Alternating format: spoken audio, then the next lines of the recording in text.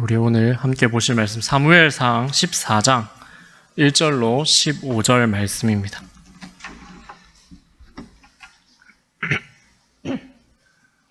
사무엘상 14장 1절로 15절 말씀입니다.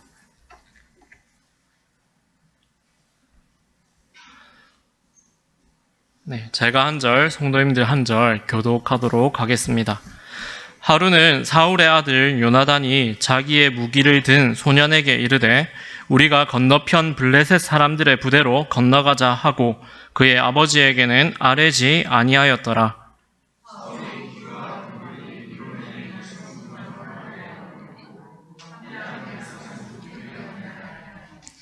아히야는 에봇을 입고 거기 있었으니 그는 이가봇의 형제 아히두베의 아들이요 비느하스의 손자요 실로에서 여호와의 제사장이 되었던 엘리의 증손이었더라. 백성은 요나단이 간 줄을 알지 못하니라.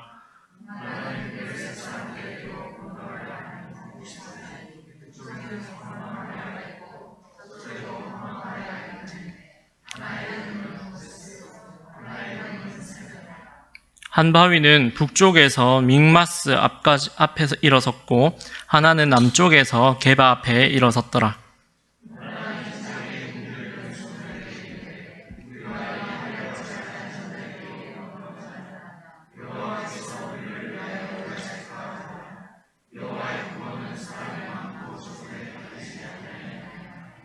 무기를 든 자가 그에게 이르되 당신의 마음에 있는 대로 다 행하여 앞서 가소서. 내가 당신과 마음을 같이 하여 따르리이다.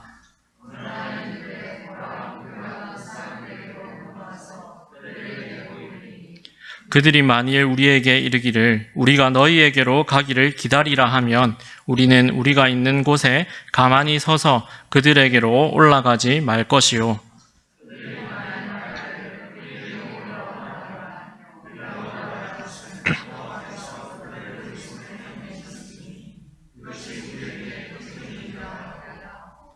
둘이 다 블레셋 사람들에게 보임에 블레셋 사람이 이르되 보라 히브리 사람이 그들이 숨었던 구멍에서 나온다 하고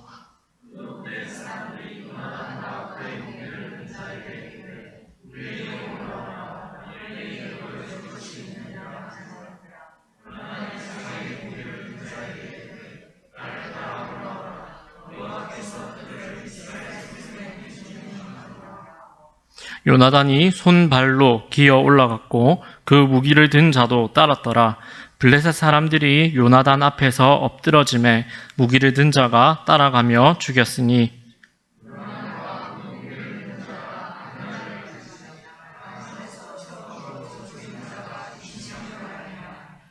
함께 읽겠습니다. 들에 있는 진영과 모든 백성들이 공포에 떨었고 부대와 노략군들도 떨었으며 땅도 진동하였으니 이는 큰 떨림이었더라. 아멘. 오늘 말씀은 싸움의 기술이라는 제목으로 함께 말씀 나누려고 합니다. 우리나라 말과 또 손자병법과 여러 가지 싸움들을 보면 먼저 싸움에서 이기는 가장 중요한 방법은 상대방을 파악하는 것이고 그리고 또 하나는 자신의 전력을 파악하는 것입니다. 지피지기면 백전백승이다 이렇게 말할 수 있죠. 우리는 싸우는 법을 어린 시절부터 터득하기도 합니다. 형제 자매로부터 자신의 몫을 분명하게 지키려는 싸움을 우리는 끊임없이 합니다. 그리고 이 싸움은 형제 자매로 끝나지 않고 더 나아가서는 친구로 그리고 더 큰 사회에서 나 자신을 지키기 위해서 또는 내가 가진 욕심을 이루기 위해서 계속해서 우리는 인생 가운데서 싸움을 계속합니다. 싸움의 기술은 어떤 것입니까? 어떻게 하면 상대를 효율적으로 이길 수 있을까 고민하는 것이고 어떻게 하면 내가 덜 맞고 더 때릴 수 있을까 하는 것이 싸움의 기술의 포인트입니다. 상대를 어떻게 하면 무력하게 할 수 있을까 고민하는 것이 바로 싸움의 기술입니다. 인간은 하나님께서 세상을 지으신 이래로 끊임없이 싸움을 해왔습니다. 개인 대 개인의 싸움이 점점 커져서 국가 대 국가의 싸움으로 발전되었고, 이것은 심지어 개인이 국가와 싸울 수도 있는 시대를 우리는 살아가고 있습니다.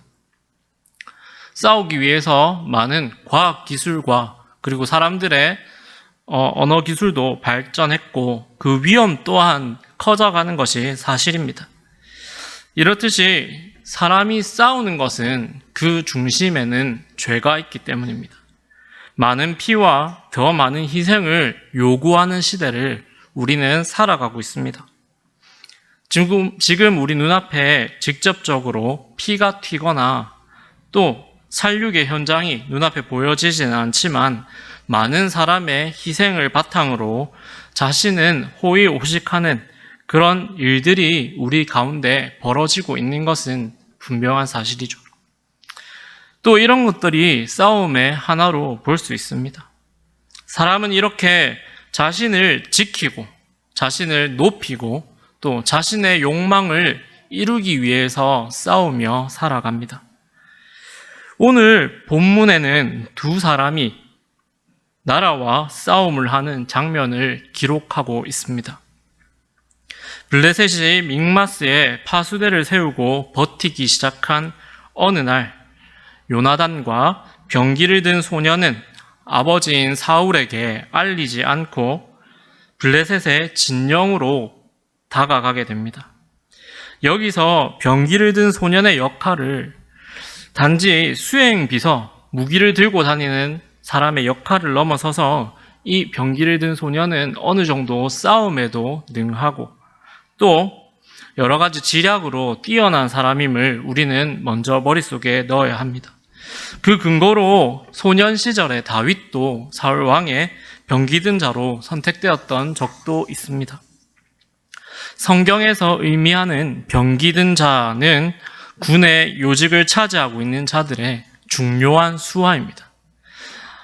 1절 말씀에 우리가 건너편에 블레셋 사람들의 부대로 건너가자 하고 그의 아버지에게는 아뢰지 아니하였더라 라고 기록되어 있는데, 이 건너가자라는 말은 말 그대로 이 건너가자는 말입니다. 이 말은 협곡을 사이에 두고 지금 두 나라가 대치 중에 있습니다. 이 사이의 거리는 성경 지도를 보면 약 1.5km 정도 됩니다.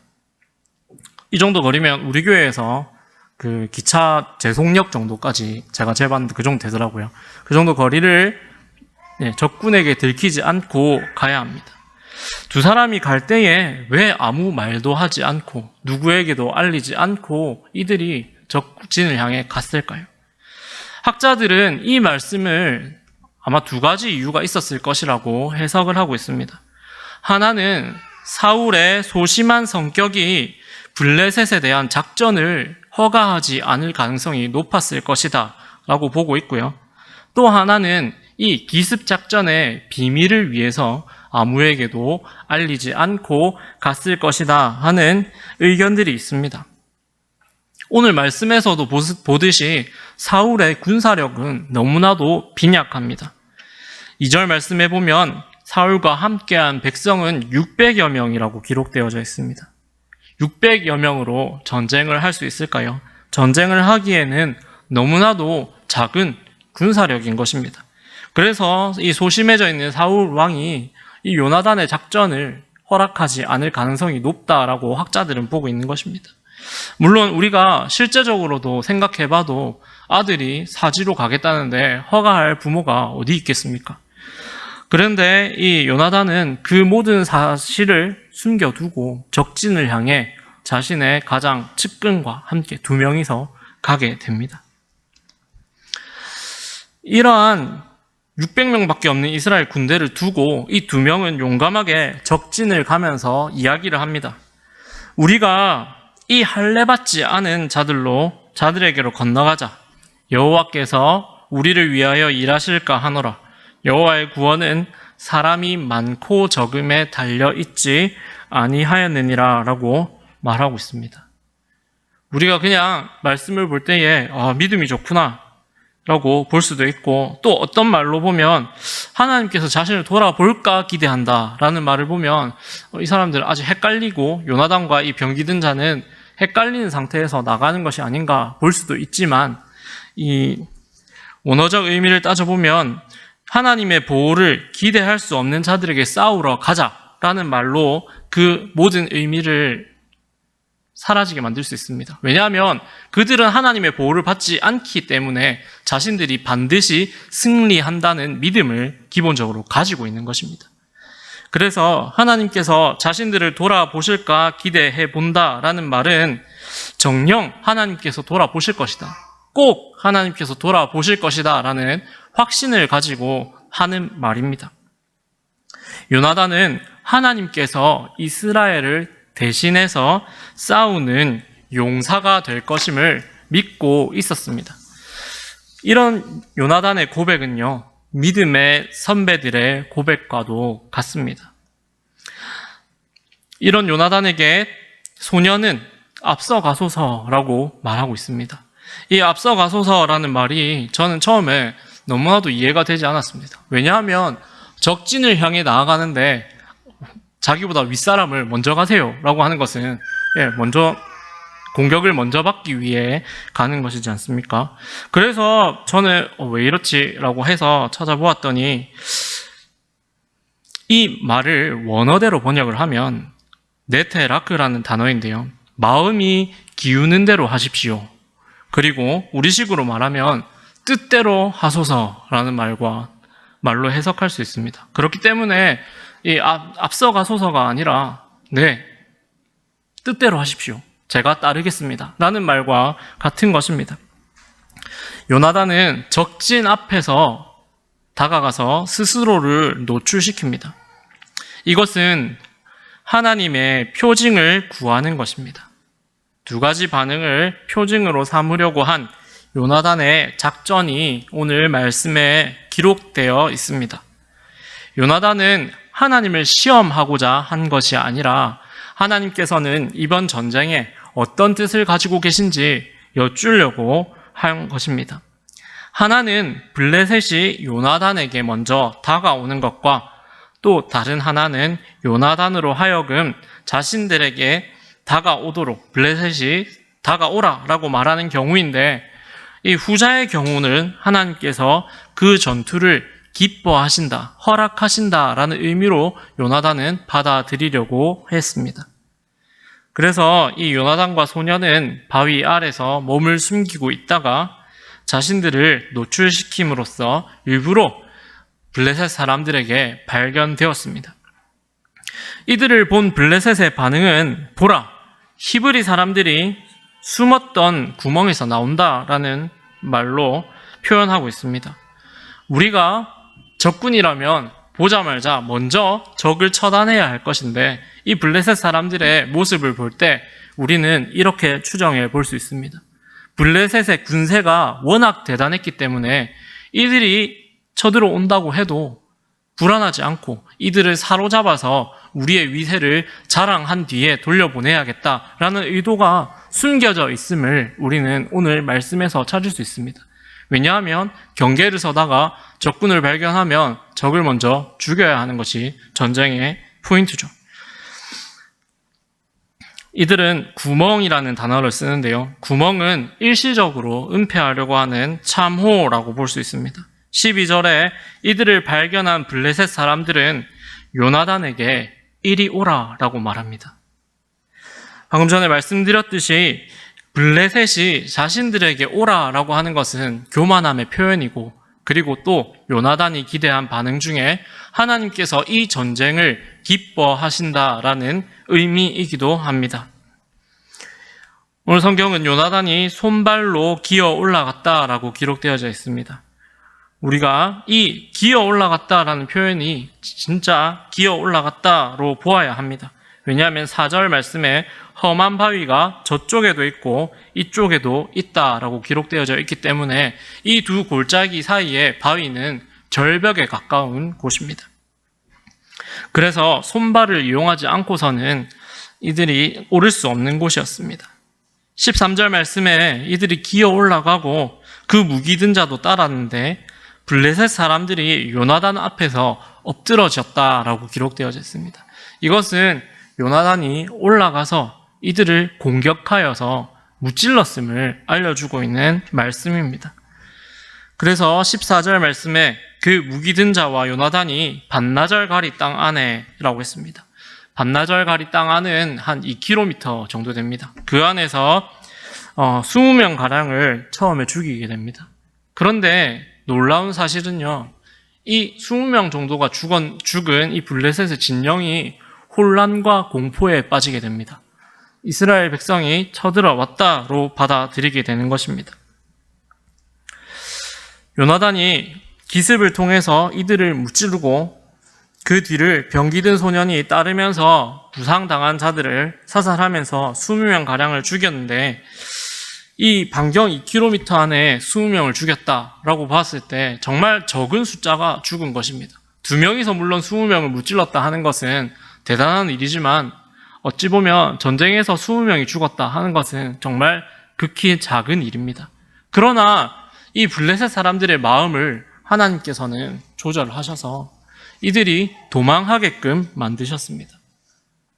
갑자기 들이닥친 이 공격에 블레셋 군사들은 정신없이 도망가게 되었습니다. 이 도망간 군사들에 의해서 블레셋 사령부에 이 소식이 들어갑니다. 15절 말씀에 들에 있는 진영이라는 표현이 있습니다. 여기서 가리키는 들은 블레셋을 가리키는 말입니다. 이 블레셋의 본진을 말합니다. 블레셋 나라의 이런 말을 주로 가리키고 있습니다. 블레셋에게 이 소식이 들렸을 때 때마침 땅도 진동하였다라고 기록되어져 있습니다. 이 떨림은 이 블레셋 사람들에게 극도의 공포심을 불러일으킵니다. 15절 말씀을 보면 모든 백성들이 공포에 떨었다라고 기록되어져 있습니다. 그리고 또 부대와 노략군들도 떨었다라고 했습니다. 이때에 블레셋의 전략은 세 갈래로 부대를 나누어서 한 번에 몰아치는 전략입니다. 그런데 다 떨어진 이 자들이 한 번에 다 두려움을 느끼려고 하면 하나님께서 이 지진을 사용하셔서 이들에게 두려움을 준 것입니다. 지진이 왜 두렵습니까? 우리가 사람과 사람의 싸움에서는 사기를 올려서 싸우면, 힘을 내서 싸우면 작은 수로도, 적은 숫자로도 많은 사람들과 싸워서 이길 가능성이 없지 않아 있습니다. 그런데 사람이 상대해 볼 수 없는 상대가 있죠. 바로 자연재해입니다. 하나님께서 주시는 이 벌, 하나님께서 주시는 이 자연재해는 사람의 힘으로서는 어떻게 할 수 없는 일입니다. 그렇기 때문에 이들은 자연을 지배할 수 없기에 두려움에 빠지게 되었습니다. 그리고 더해서 이들의 마음속에는 하나님께서 이스라엘 백성과 함께 하신다는 사실이 다시 한번 기억되었을 것입니다. 그래서 이들은 두려움에 빠지고 이스라엘 백성이 우리를 치러 다가온다는 사실에 혼비백산할 수밖에 없었을 것입니다. 이후 말씀을 보면 어떻습니까? 이 두 사람의 행동으로 인해서 전세는 역전됩니다. 이스라엘은 승리에 가까워집니다. 하나님께서 함께 하심으로써 블레셋인들이 서로 치고받고 싸우고 자멸의 길을 걷게 됩니다. 이때 웅크리고 있던 이스라엘 민족들이 다 함께 일어나서 블레셋을 치게 됩니다. 이 싸움을 우리는 어떻게 보아야 할까요? 우리는 싸움을 할 때에 우리 자신도 모르게 우리 마음속에 나는 이 정도 능력이 되지, 상대방은 어느 정도 능력이 되는가 한번 재보게 됩니다. 싸워서 이길 수 있을까? 싸우고 난 뒤에 후폭풍은 어떤 것이 있을까? 나 어떻게 수습을 하면 좋을까? 하는 고민을 나도 모르는 사이에 하게 됩니다. 과연 내가 이 사람과 싸워서 이길 수 있을까 하는 고민에 빠지게 됩니다. 왜냐하면 우리는 상대방을 이기려고 하는 마음을 항상 가지고 있기 때문입니다. 오늘 말씀을 보면 이 두 사람은 적을 알고 나를 알고 싸움에 임하자라는 전략을 사용하지 않았습니다. 하나님께서 우리를 도우실 것이다 라는 믿음으로 이 싸움에 임하게 됩니다. 이들의 싸움은 결단코 사람에게 그 승리의 원동력이 있지 않음을 우리에게 알려주고 있습니다. 현대 국가 간의 전쟁에서 가장 중요한 것은 어떤 것일까요?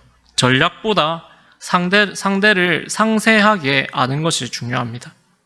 상대의 정보를 알기 위해서 위성을 띄우기도 하고요. 그리고 인적 자원들을 사용하기도 하고, 그리고 해킹이나 불법적인 일들도 마다하지 않고 행합니다. 국가별로 정보는 정말로 중요한 자산이 되었습니다. 왜냐하면 상대의 정보를 알지 못하면 그 상대와 무엇으로 싸워야 할지 구체적으로 전략을 세울 수 없기 때문입니다. 그렇다면 우리의 전쟁은 어디에 그 기반을 두어야 할까요? 우리의 싸움은 무엇에 기본을 두어야 할까요? 싸움의 기술은 상대를 어디를 때리면 한 방에 눕힐 수 있을까? 어떻게 상대의 약점을 공략하면 적은 힘으로 큰 승리를 취할 수 있을까 고민하는 것에 있지 않습니다. 다윗이 만약에 골리앗의 약점을 싸우기 전에 먼저 알았다면 어떤 싸움이 됐을까요? 하나님의 이름으로 나가지 않고 그냥 소년 다윗이 물맷돌을 돌리면서 나갔으면 어떻게 됐을까요? 하나님의 도우심이 없이 싸우는 그 싸움은 우리가 상상하는 그대로입니다. 싸움에도 정도가 있습니다. 아무리 격투기를 잘하는 날씬한 사람이라 해도 덩치 큰 격투기 선수에게는 한 번에 KO 당할 때가 많이 있습니다. 체급이 차이가 나면 아무리 싸움을 잘해도 이길 수가 없습니다. 싸움의 기술이 제 아무리 뛰어나다 해도 어느 정도 해볼만 해야 이길 수 있는 것입니다. 능력이 없고 힘이 없으면 싸움은 시작해서는 안 됩니다. 그래서 바보처럼 구석에 있어야 하는 것이죠. 오늘 말씀에서 하나님께서는 우리를 향해 분명하게 말씀하십니다. 싸움에 있어서 중요한 것은 기술이 아니다. 싸움에서 중요한 것은 나를 믿는 것이다. 라고 말씀하십니다. 전쟁은 우리에게 속한 것이 아니라 하나님께 속한 것임을 성경에서는 분명하게 우리에게 말씀하고 있습니다. 세상과 나 자신의 욕심과 내 주변의 환경과 우리는 끊임없이 싸웁니다. 가장 큰 싸움은 나 자신의 욕심과의 싸움이죠. 우리가 뜻대로 되지 않을 때 우리는 범죄하기 쉽습니다. 하나님의 법도를 떠나기 쉽습니다. 세상과 싸울 때 우리는 편법을 쓰기 쉽습니다. 왜냐하면 남들도 다 쓰니까요. 그리고 내 주변의 환경과 싸울 때 나는 절망하게 됩니다. 왜냐하면 나의 능력의 한계를 느끼기 때문입니다. 이것밖에 안 되는구나 라고 절망할 수밖에 없습니다. 우리에게는 특별히 잘 싸울 만한 기술이 없습니다. 하나님께서 우리에게 주신 기술은 단 하나입니다. 앞으로 전진하는 것입니다. 하나님께서 요나단과 이 소년에게 절벽으로 전진케 하셨습니다. 적진으로 가게 하셨습니다. 이 싸움은 하나님께서 싸우시기로 작정하신 싸움임을 요나단과 소년에게 보여주셨습니다. 우리는 우리의 이길 힘이 하나도 없음을 인정해야만 합니다. 우리가 힘이 없지만 하나님께서 이런 우리에게 구원을 베풀어 주시고 싸울 힘을 주심을 우리는 믿고 나아가야 합니다. 싸움의 기술은 무엇입니까? 우리의 싸움의 기술은 하나님을 의지하는 것입니다. 하나님께서 우리의 모든 싸움이 되어 주십니다. 어린 시절 제 이야기를 잠시 하자면 제가 초등학교 6학년 때 제 동생이 1학년이었습니다. 근데 제 동생이 저랑 같이 형제다 보니까 나이 차가 많이 나니까 이제 간이 배 밖으로 나와서 4학년짜리 학생한테 대들었습니다. 급식소에서 동생이 맞았다는 이야기를 들었습니다. 저도 바로 달려갔습니다. 누가 그랬노? 이렇게 하면서 달려갔죠. 그런데 그 4학년은 저만큼 덩치가 크더라고요. 네, 그래서 일단은 제가 형님이니까 가긴 갔습니다. 동생이 왜 그렇게 배짱 있게 싸웠을까요? 6학년에 형이 있기 때문입니다. 믿을 구석이 있기 때문이죠. 울면서 그렇게 외쳤답니다. 우리 애한테 다 말할 거다 이렇게 했답니다. 네, 우리는 힘이 없을 때 더 힘센 누군가를 찾기 마련이죠. 어릴 때 엄마한테 다 일러준다 이런 말 하면 두렵고 떨리는 마음이 있죠. 우리는 우리보다 강한 사람이 우리 곁에 있을 때, 내 편일 때 안정감을 찾습니다. 우리 하나님께서 우리 편이 되어주신다고 이 구약과 신약을 통해서 말씀하십니다. 너는 내 것이다 라고 하나님께서 우리를 찍어서 인증하셨습니다. 너는 선하다 라고 말씀하여 주셨습니다. 오늘 이 말씀을 볼 때 믹마스 어귀에 진을 친 이 블레셋 사람들 앞에서 이스라엘이 이길 것이라고 누가 예측했습니까? 다들 겁나서 산지에 숨고 단 600명만 남아서 어찌해야 될지 모르고 두려워 떨고 있었습니다. 무엇을 해야 할지 방법을 모르고 어려운 가운데 있었습니다. 그런데 이 이스라엘을 지명하시고 이스라엘을 붙드시는 하나님께서 승리가 무엇인지 알게 하십니다. 이스라엘 전체를 들어서 사용하신 것이 아니라 단 2사람을 통하여서 이 전쟁의 전세를 확실하게 뒤집으십니다. 싸움의 기술은 다른 곳에 있지 않습니다. 하나님을 경외하는 것이 우리 싸움의 전부입니다. 우리의 싸움은 하나님께서 우리의 싸움에 앞서시게 하는 것입니다. 하나님께서 우리를 앞서서 싸우십니다. 하나님께서 우리의 전략보다 하나님의 놀라운 지혜를 의지하라고 우리에게 말씀하십니다. 우리의 힘보다 하나님의 능력을 의지하라고 말씀하십니다. 더 나아가서 우리의 생명보다 하나님의 구원의 은혜와 하나님의 법도를 인정하라고 말씀하십니다. 이런 말씀 가운데서 우리는 이 어려운 세상과의 싸움에서 승리할 수 있습니다. 더 나아가서 우리 자신과의 싸움에서 이길 수 있습니다. 우리 마음속에 죄악들이 끊임없이 불같이 일어날 때, 우리의 욕심이 도저히 조절이 되지 않아서 하나님 앞에 엎드려야 할 때 우리는 엎드려야 합니다. 우리의 무릎을 꿇을 수 있어야 합니다. 우리의 힘으로 버티며 하나님 어떻게든 제가 해볼게요. 안 되면 하나님 도와주세요 라고 구하는 것이 아니라 하나님 우리는 능력이 없습니다. 도와주십시오 라고 하는 것이 먼저라는 것을 오늘 이 싸움을 통하여서 우리에게 하나님께서 보여주십니다. 사랑하는 성도님, 우리가 무엇을 해야 하겠습니까? 우리가 싸움의 기술을 익히기 위해서 산으로 들어가야 할까요?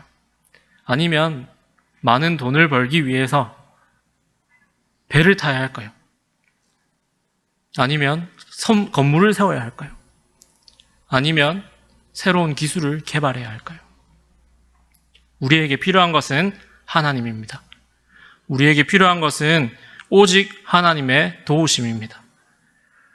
하나님의 구원은 사람이 많고 적음에 달렸지 않았습니다. 하나님의 도우심은, 하나님의 구원은 오직 하나님을 의지하는 것에 있음을 우리는 인정하고, 오늘 이 말씀을 받은 우리는 하나님을 더욱더 경외하시면서 온전히 우리의 삶의 길 앞에 하나님을 모시고 하나님 앞서 가소서, 하나님 뜻대로 하십시오 고백할 수 있는 우리 성도님들 되시기를 예수님 이름으로 축복합니다.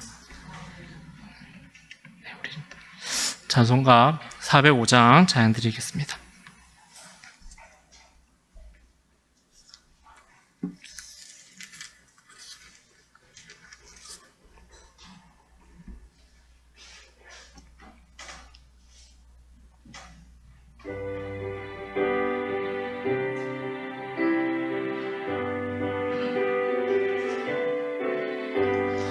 주의 친절한 팔에 안기세 우리 마음이 평안하리니 항상 기쁘고 복이 되겠네 영원하신 팔에 안기세 주의 팔에 그 크신 팔에 안기세 주의 팔에 영원하신 팔에 안기세 날이 갈수록 주의 사랑이 두루 광명하게 비치고 천성 가는 길 편히 가리니 영원하신 팔에 안기세 주의 팔에 그 크신 팔에 안기세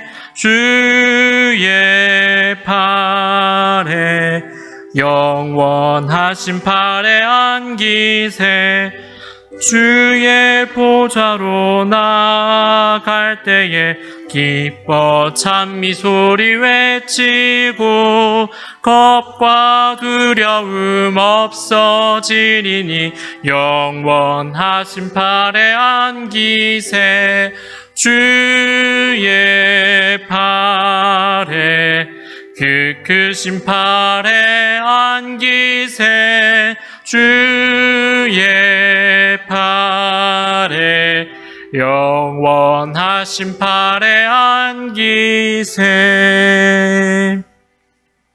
아멘.